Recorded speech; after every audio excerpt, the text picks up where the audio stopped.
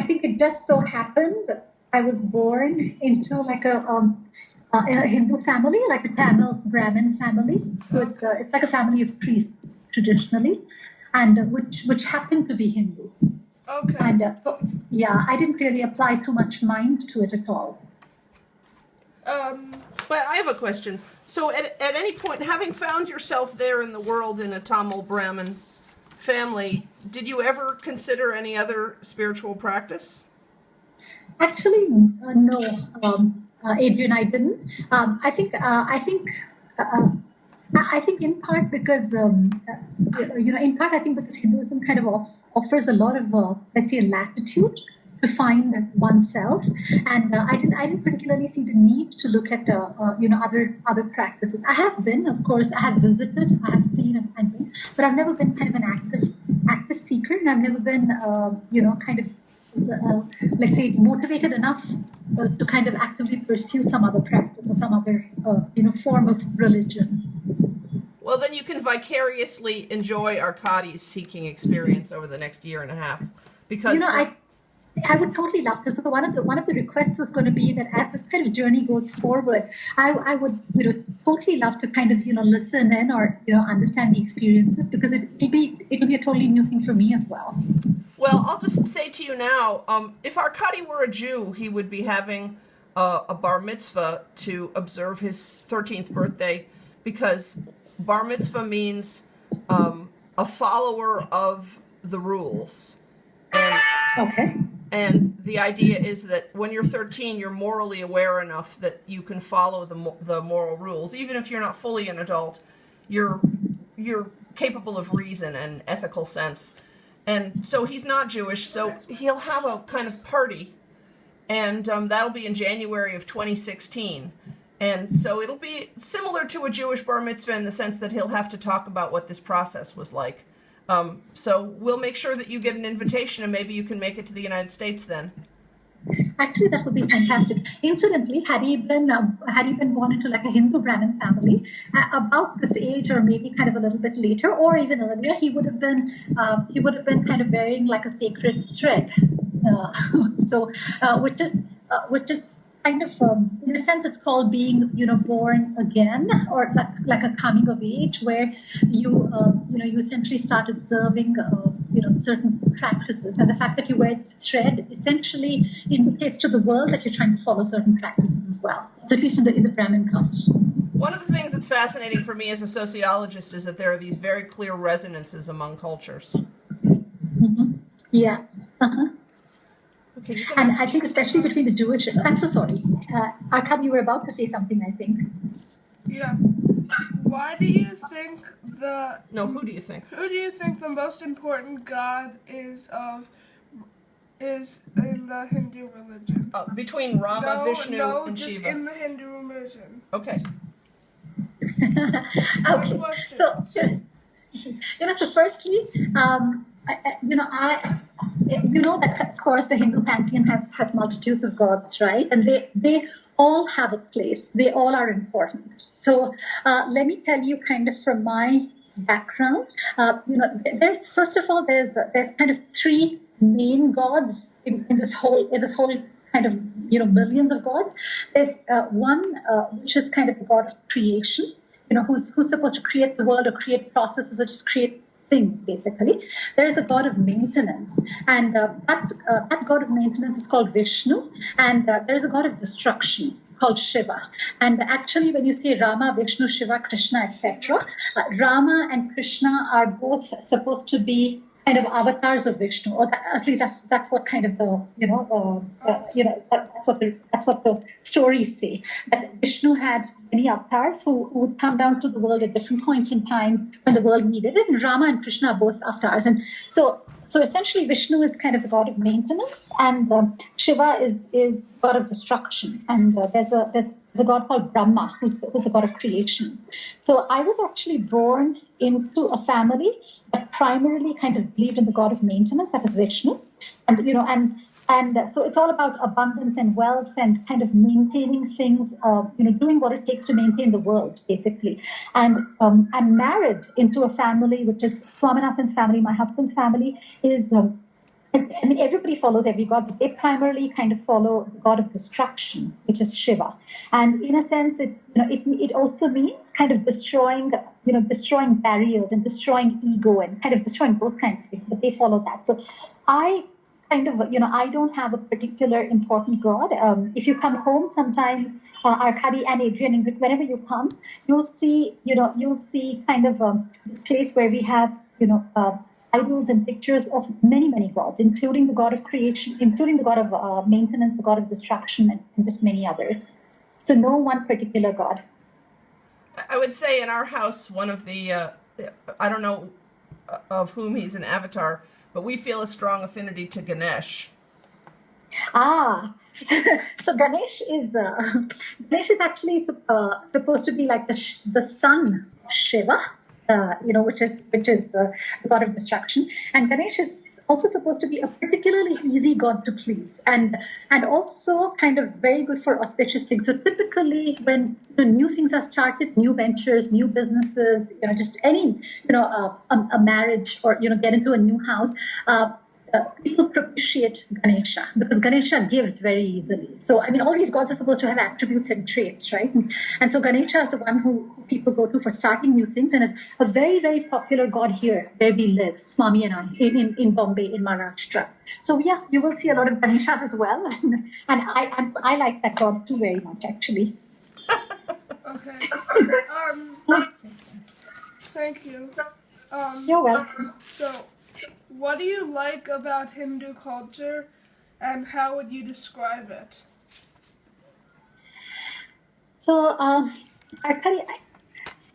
think what I like about the Hindu culture is that it's so flexible. It kind of accommodates so many possibilities, and it offers such latitude. So here's the thought that each of us is essentially kind of seeking something. Let's call it happiness, right, Arkady? So, and each of us is kind of in some stage of kind of evolution or following some path, right? And so we have a whole set of gods, each one which can cater to how a particular person is inclined to or feels. So, essentially with Hinduism, you can kind of discover or choose based on your affiliation or based on your inclination. So as an example, if I'm, someone who's, who doesn't believe in logic, right? And I completely want to follow the path of complete faith or devotion, or like you said, Adrian, all these people singing and kind of, Hare Rama, Hare Krishna kind of thing. It totally allows for kind of discovering something higher than yourself through that. Or if there are people who are completely kind of, want to follow the path, who are completely logical, who want to use knowledge and discover as a tool, it allows for that. So, it kind of encourages rituals as well as aids and reminders to help people get anchored.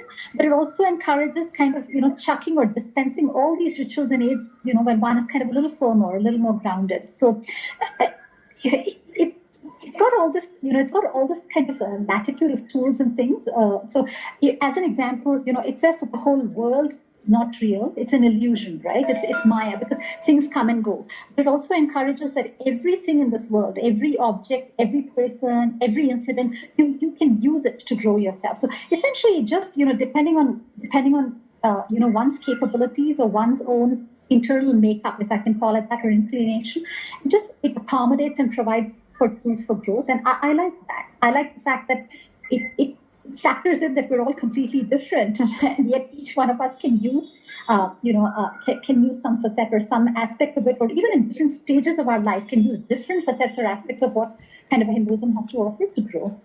Okay. Do you want to comment? I really liked that answer a lot, because I like the idea that everybody has their own inclination and they can look within a wide vocabulary of practice to find something that enhances what they are as a person. Yeah. All right. What do you think about reincarnation? Can I tell you in my next life? So, It's essentially Hinduism. It talks about reincarnation. I personally obviously have no experience, right, Arkady, because all I know is kind of what's here and what's now, kind of what's in front of me. But Hinduism talks about reincarnation, and it essentially kind of, it talks about, it's kind of linked with something called karma, Karma, which is essentially kind of it's a rule. It's kind of a law of a cause and a consequence, right? Like an action and a reaction. So that, it essentially starts with the concept or whatever given that every action has a consequence or a reaction. And oftentimes, it's not just the action; it's also the intent of the action, which causes a reaction. So, just as an example, let's say someone pulls out a knife and stabs somebody else, right? Or let's say someone kind of knifes somebody else. Now, there's a consequence for that, not just for the person who's got stabbed, but even for the person who's doing the stabbing, right?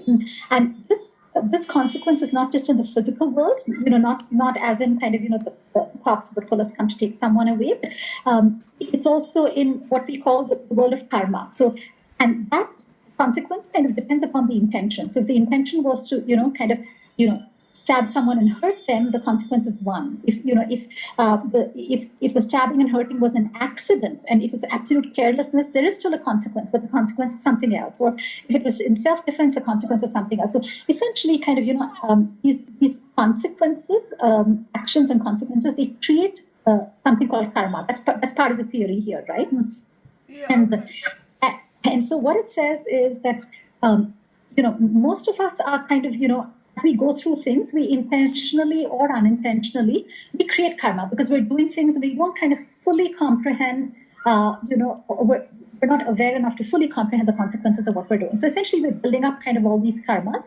And also, we tend to build up a lot of, tendencies, so we tend to do kind of repeat so we tend to build up this karma. And essentially what this whole concept of kind of, reincarnation is about, or what it says at least, is, you have an opportunity to, until you reach a place of balance where essentially you don't, create karma or generate karma or attract karma. This whole cycle keeps repeating. So the whole concept or the whole theory over here is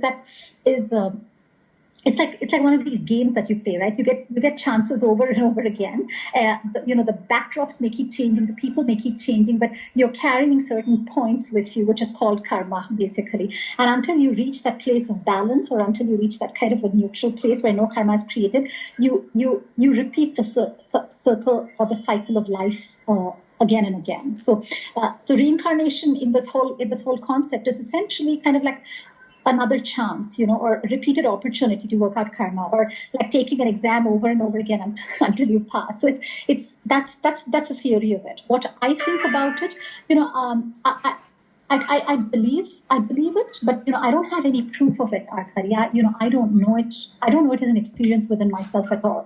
But I've been kind of living in this country and culture long enough where kind of everybody talks about karma and reincarnation, and be careful about your actions because the consequences could kind of carry forward. Stuff like that. So I don't have too much more kind of insight into whether this is how real this is. Okay. Well, thank you. Wait, we have one more question. I don't want to ask that question. I'm going to ask. So, Go ahead. I feel horrible. One more question, Arkady. And I feel like I have to puke. One more question. We only have another 10 minutes, and then you can sit Please, down. Mom. Sit down. So Rick talked to us about the Eightfold Path, which was something that he studied. I know that there's an Eightfold Path that Buddhism talks about. Is that something that you follow, and can you tell us a little bit about it? So Rick, Adrian, as you know, is kind of clearly our guru, right? Swami and I already kind of clearly acknowledge that. So I don't know the Ashtanga. I don't know the Eightfold Path. I kind of think you probably know more about it, Adrian, than I do.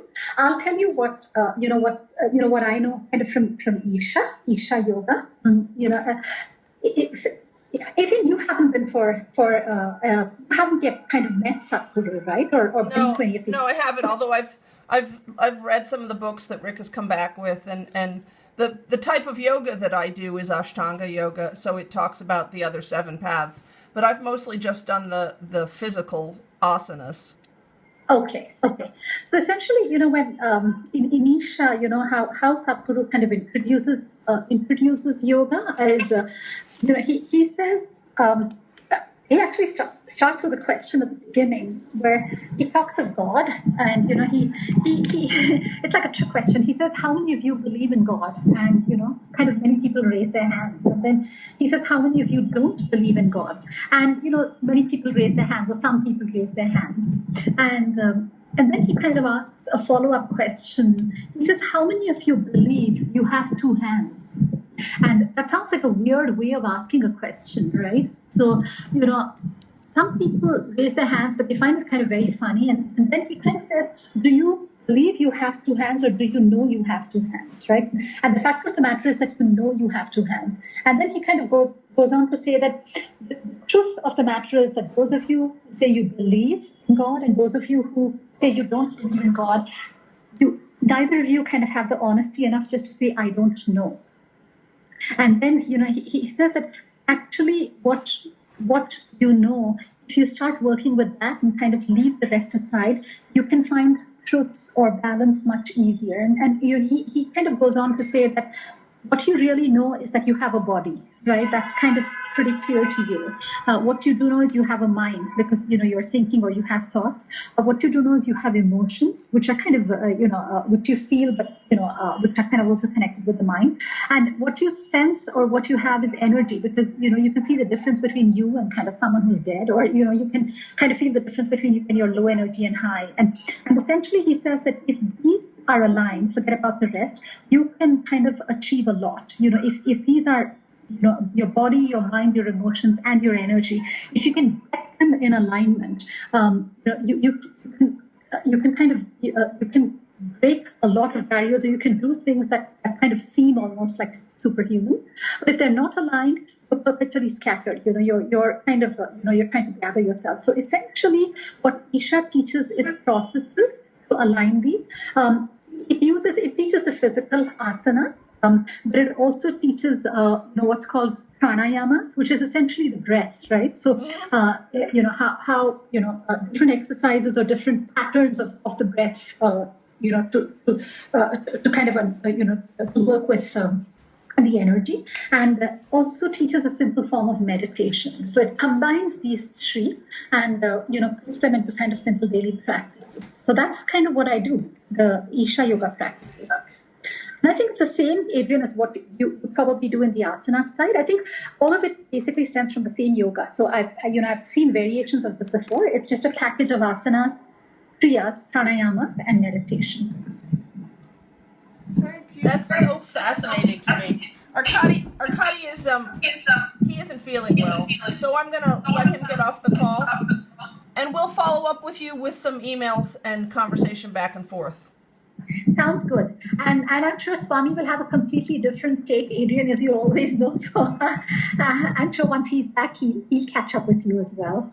All right. And thank you so very much for taking the time and speaking with me, Arkady and Adrian. And I think we'd totally love to be there in Jan of 16 and follow this as it's going along as well, if we can, actually. Yeah, well, there'll be comments and things that we add to the Google Docs, so you'll be able to see that process. Okay. Thank you. Talk to you soon. Have a great day. Bye. You too. See you later. Bye.